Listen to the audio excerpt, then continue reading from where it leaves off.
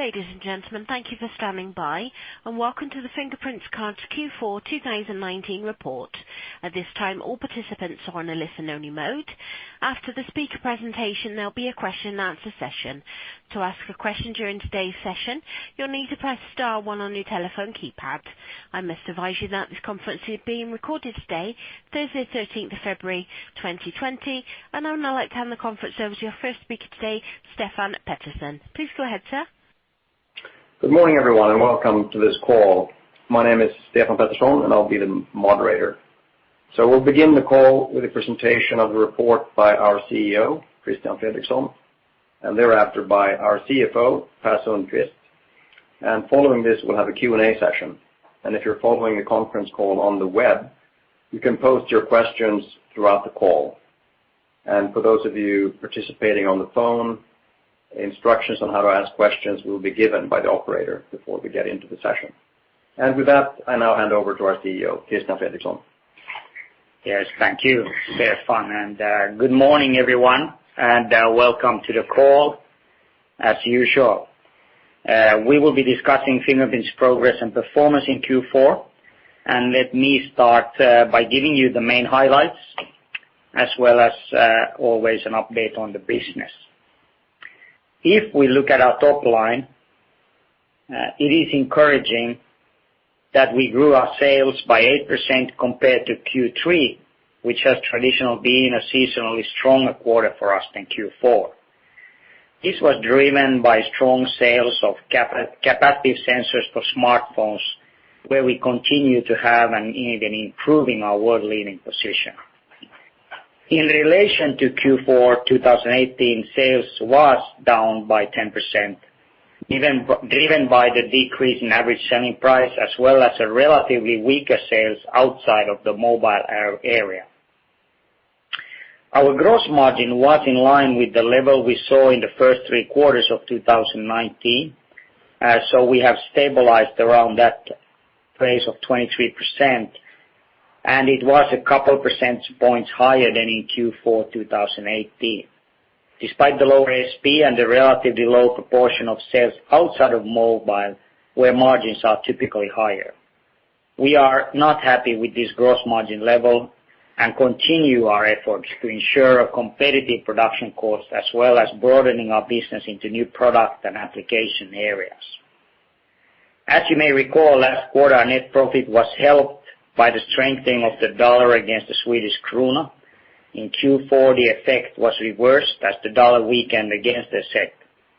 This had a 17 million negative impact on net profit in the form of unrealized changes in exchange rates on currency accounts.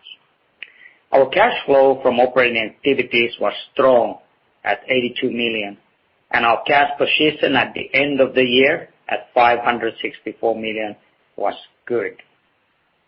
I would like to say a few words about the coronavirus outbreak as well. Obviously, this is a lot in the news, and we can all see the strong actions the Chinese government have taken to contain the virus spread. There is a great deal of uncertainty as this is a developing situation. Both myself and my team are personally in daily contact with our customers, as well as all parts of the supply chain. This is to make sure that we understand how different partners are getting their factories and logistics back online. What is clear is that this outbreak is having an impact on the tech supply chain, and China is a big part of the global tech supply chain of today. Many factories in China are not running at full capacity, although many of them expect and have done significant capacity improvements will do in the next few weeks and have done already in the last few days. Also, there have been challenges and continue to be challenges in terms of transportation of goods. Now, analysts expect the lower GDP and consumption, so smartphone sales in China will be impacted in the short term. There will, of course, also be a bounce back of some kind as the situation improves. All in all, we are expecting a dampening effect on our operations although the extent of the impact is still unclear and we're working on it. But we have good cooperation across the whole chain at the moment. Next slide, please. Looking at market launches and business development, 12 new smartphones with our technology were launched. 2 of these were equipped with our new ultra-slim side-mounted sensor, the FPC1540, which we launched in Q4. This sensor works very well in the most recent smartphone models, for example in devices that are borderless or foldable. We are seeing that the capacitive technology is being embraced to an increasing extent in new areas of applications. Examples in Q4 include Chromebooks, smart suitcase, and a door lock expansion. During the quarter, we also launched our Touchless 2.0 platform. By combining iris and facial recognition, we can offer a high security level without compromising user friendliness. Touchless 2.0 offers a more secure and more cost-effective alternative to advanced facial recognition, not only for smartphones, but for a number of applications in various industries. As you know, we have been talking about biometric payment cards for a long time, both as a company as an industry. But I think recent developments indicate that biometric is now finally on the way to making its entry into the card payments area. First, we saw the world's first commercial launch of biometric payments cards in Q4, albeit in very limited volumes. This launch was conducted by Corner Card in Switzerland in November 2019 with our partner Thales as the supplier of the card, which includes Fingerprint's T-Shape sensor module and software platform for payments. This was a great moment for us as a company and for the industry as a whole. And at the beginning of 2020, Thales announced that the company's card in which Fingerprint's technology is integrated has been certified by MasterCard. This is an important step that enables card issuers throughout the world to offer their customers, now finally, biometric payment cards. Next slide, please. The MasterCard certification is certainly positive news, but I think that we will still need to wait for a while for any large-scale commercial rollouts. And with mass or large-scale commercial rollouts, I mean hundreds of millions of biometric payment cards. I think we'll see that some of the market trials we've been involved in will transition now directly into commercial offerings during this year. And they will start targeting likely premium segments in the first wave. There will also continue to be follow-on trials during this year, and we will see additional parallel trials now coming up in 2020. While we don't expect material volumes this year, we are prepared and refining our offering and working together with our partners to make the whole system flow even better. We engage directly with all top 3 car producers in the world, who together control around 3/4 of the market. We also work with, for example, secure element and inlay partners, and this allows us to reach smaller car producers lacking in full in-house capabilities. Next slide, please. If we look at this from the consumer's perspective, it's clear that there is appetite for biometric payment cards. We recently did a study in China, France, and the UK which confirmed this. And we actually see a significantly high interest also in China, which was quite interesting. Next slide, please. So what has the feedback been so far for these trials? In general, it has been very good. The statements on this slide are based on feedback from market trials in several countries. What we can see is that people find these cards to be convenient, secure, and reliable.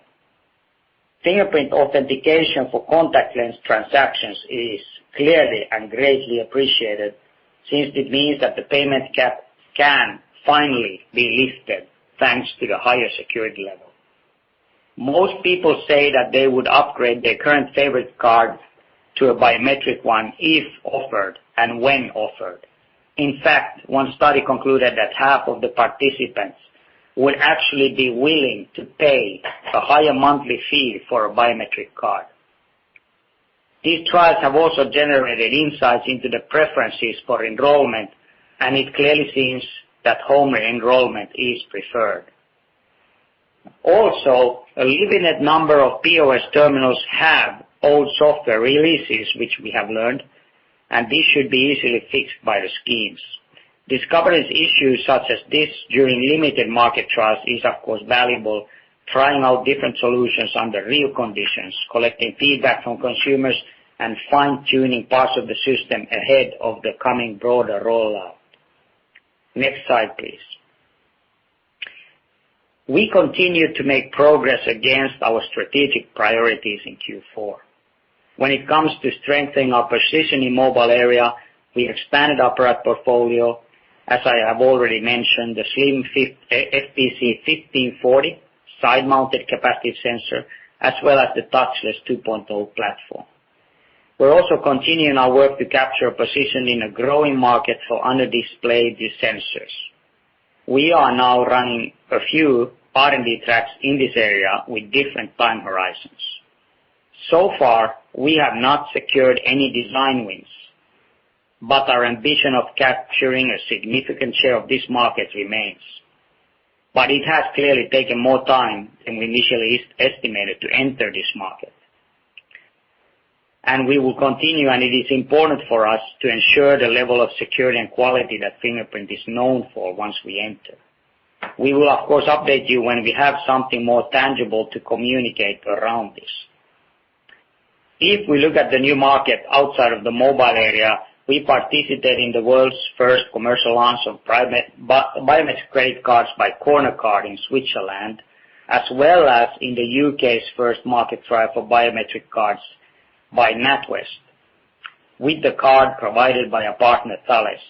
We also strengthened our portfolio in this area by launching FPC BM Lite, our biometric software platform for payments. This platform is, for example, used in the commercial launch in Switzerland, I just mentioned, as well as in the UK's first biometric credit card pilot. Next slide, please. So, let me quickly summarize before handing over to our CFO, Per Sundqvist. Our sales performance was good, with an 8% sequential increase. We are doing and continue to do well in the capacitive sensors for smartphones, and we have again strengthened our position in this market. We are not happy with our margins, and we will continue to focus on improving and launching successful new products and working on the product mix, which will be important in this context. In the quarter, we expanded our product portfolio with the FPC 1540 sensor. Responding to customer demand, this slim sensor enables a range of the latest smartphone designs, including borderless and foldable phones. Also, we launched our touchless 2.0 platform combining iris and face recognition. As I have pointed out, our goal of capturing a significant share of the under-display market remains, even if we have not entered yet.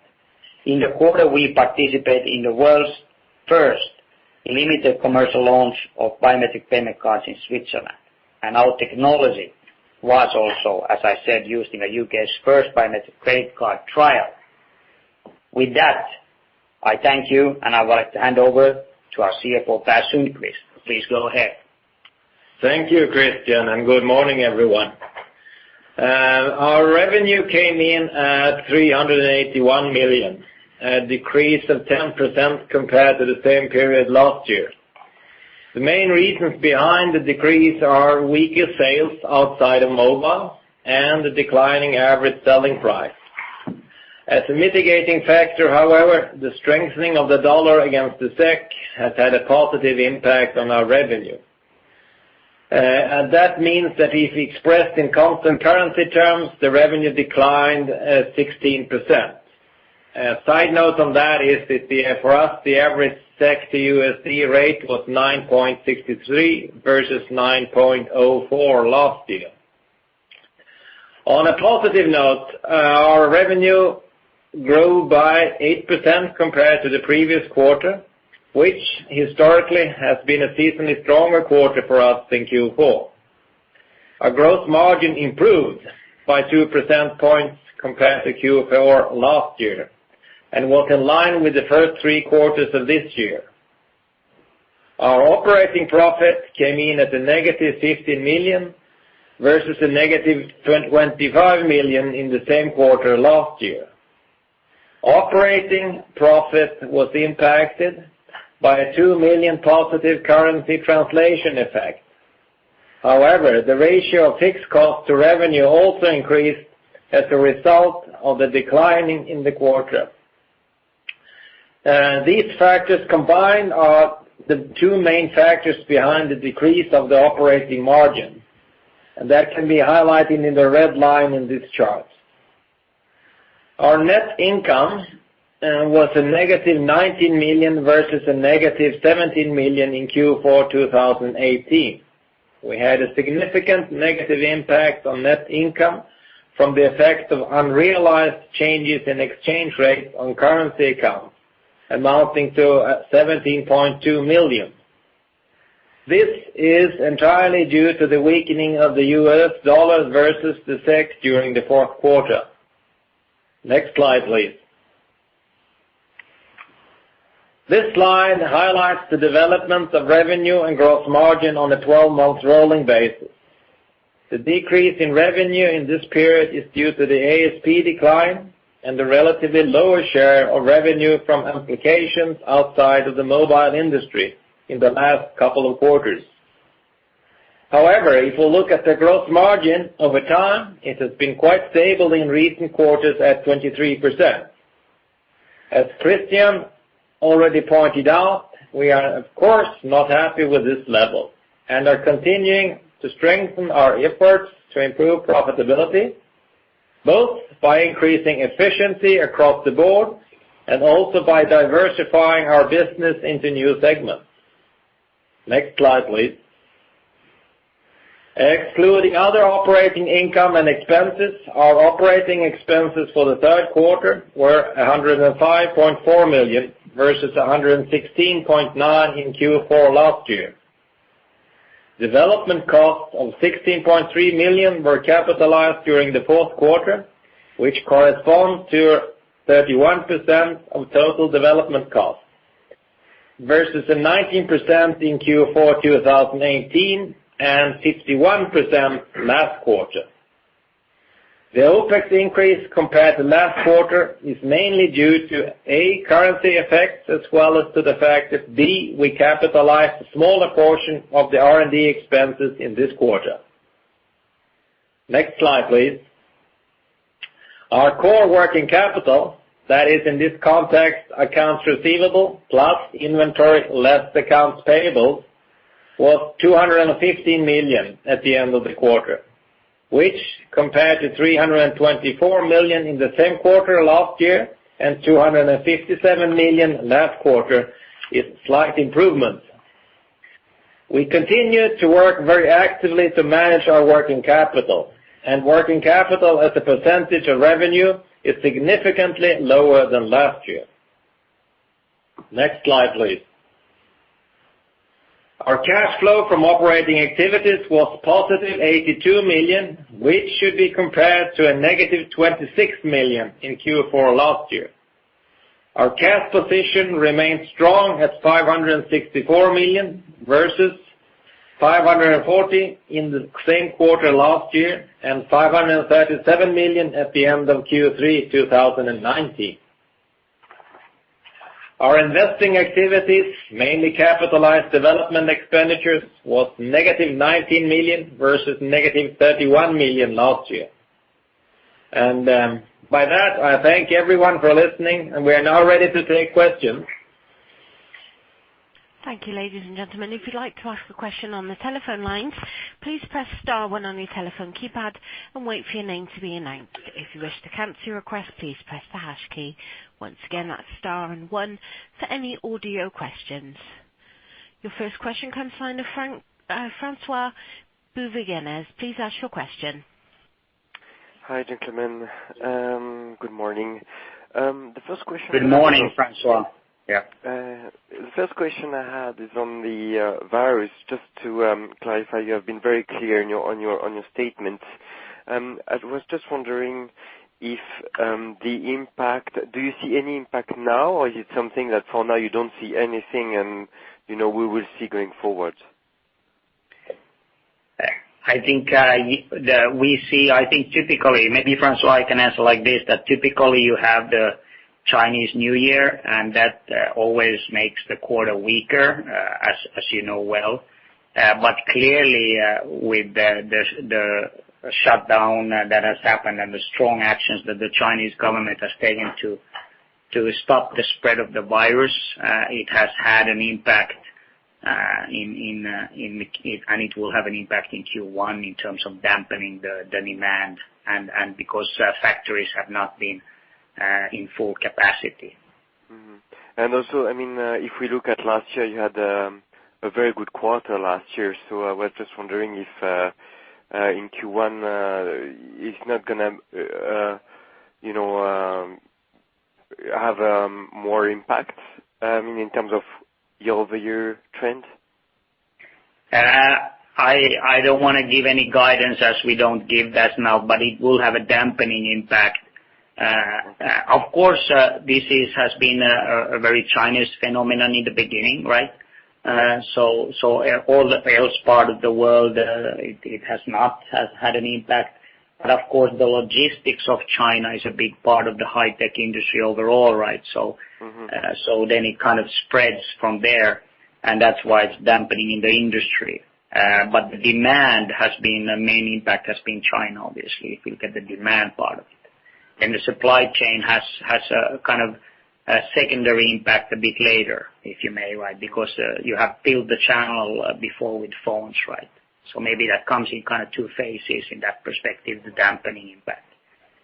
Okay. But also, I would also say, by the way, that all the learnings, if I look at it's very, it's not easy to compare different outbreaks, right? But we have the SARS, but at the time China wasn't as dominant in high-tech industry at that time. But clearly, we expect also, and everybody expects a bounce back once this kind of is over. But when it is over, I suppose none of us knows actually how that, and I'm not a medical expert either. We're following this very closely. We have very close discussions with all the supply chain partners as well as all the customers daily actually on exactly how their factories are now coming up. Mm. And what can you do, on yourself to limit the impact? I think what we are doing is including me personally, is a daily contact now.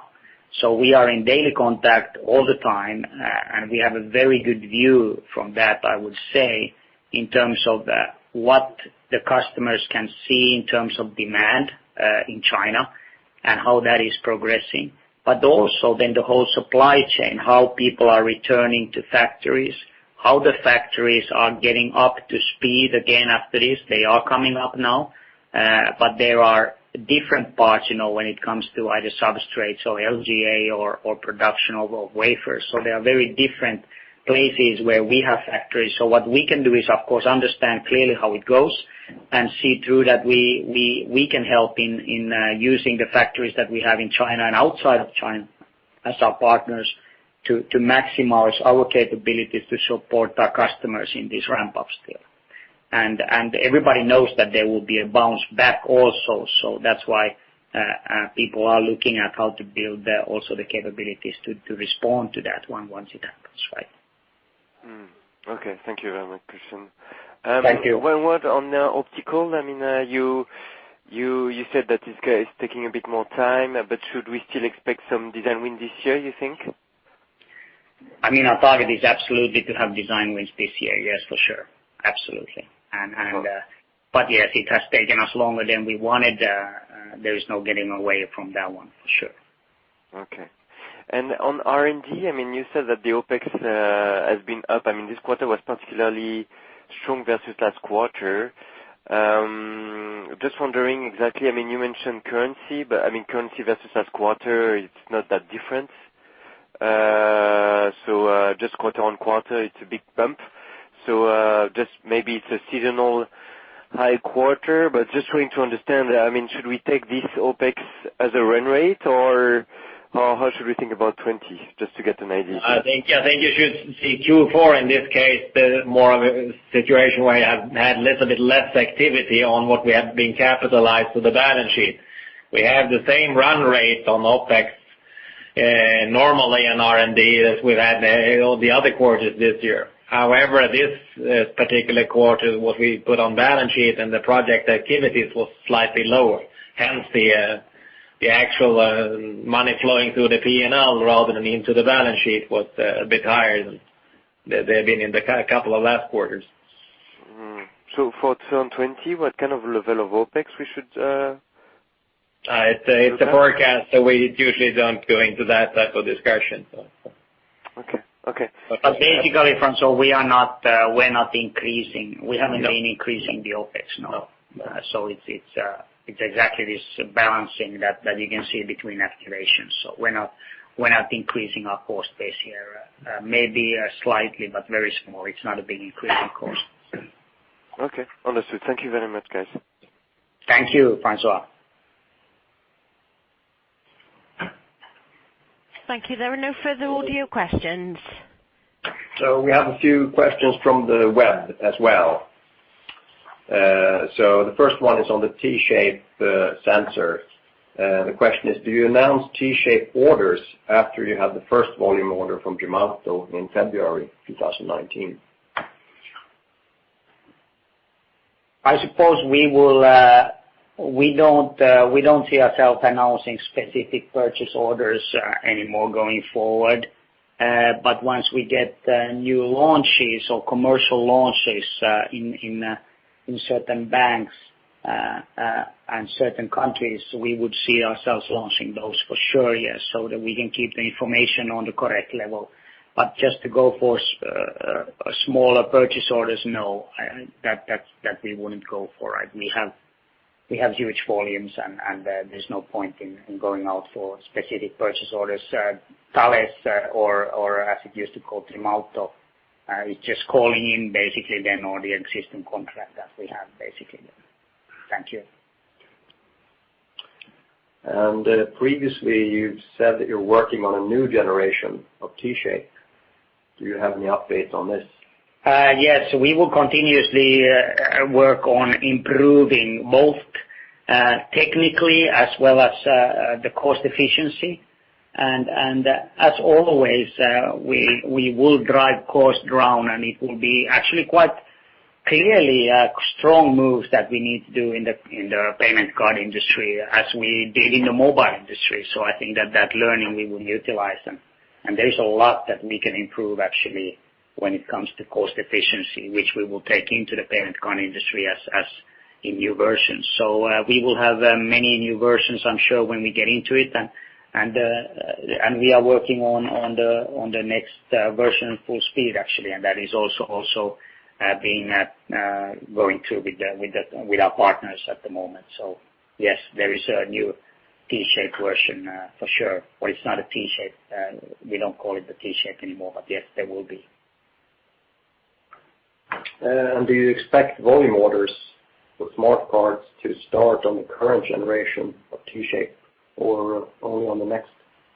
No, we will have orders on T-shape for sure, and that's of course what we are now delivering into both the trials and when the new commercial deals will happen. So it will be T-shape now, and then we will gradually phase over with the new one as that has gone through all the getting ready and going through all the tests and so forth, right?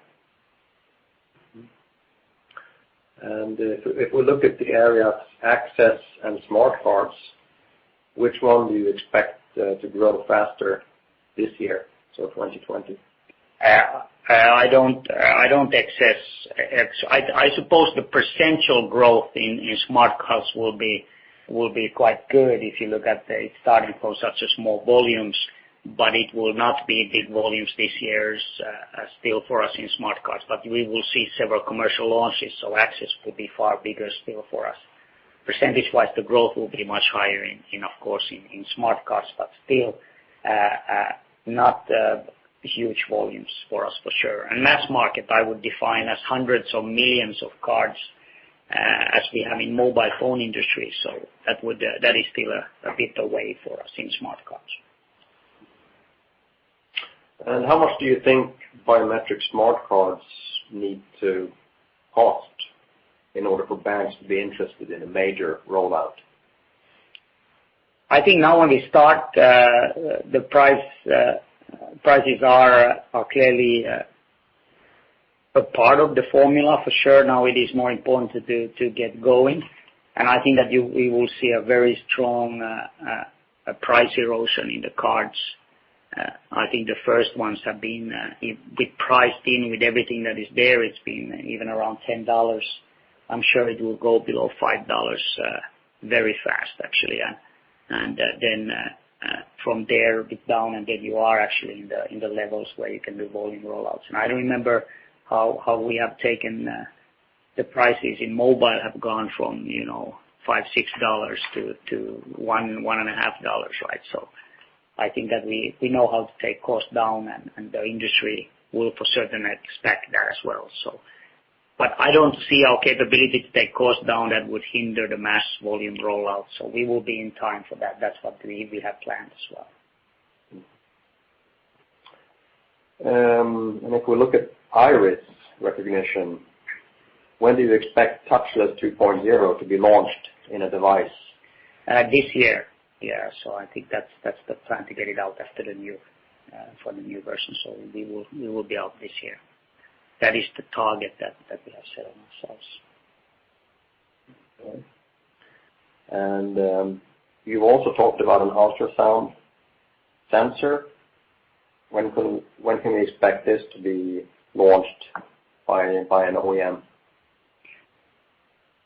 I think our was a full screen development that we are working on. We have said earlier as well, we don't give updates on this one. We are clearly focusing on optical now to get the optical out, and the full screen is much more complex. So we don't even give any dates on this one. That's a very different project for us, clearly, in terms of the difficulty and technological challenges. Okay. And that was the last question from the web.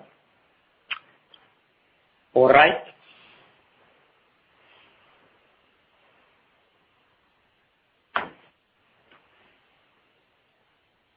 Yes, with that, if no more questions, I thank you very much. And thank you for joining us for this call. And I look forward to discussing with you again in this format when we do our Q1 report, which will be published on May 13th.